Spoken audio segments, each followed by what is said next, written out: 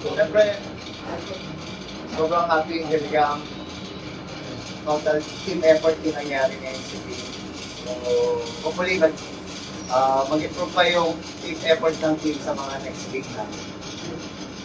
Thank you to Lams. You had 14 excellent sets and 2 digs. And 1 service ace and 1 attack. So, after 2 games, ano masasabi po so far sa team? Do you think na meron pa kayong i-improve sa laro nyo kahit puro straight sets ang panangal? Or may nakikita pa kayong kailangan kulituhin para siyempre maging maganda yung kampanya nyo? Ayun po. Ako sobrang happy ko sa ginagawa ng teammates ko, sa team effort ng bawat isa.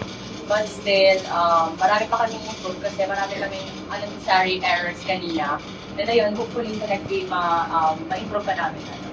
And to our guest player, Liza Solomon, you had 10 of 26 attacks, 1 block, 1 service ace, and 3 digs. So, yun. Ano yung masasabi mo sa mirror nyo against sa Ateneo?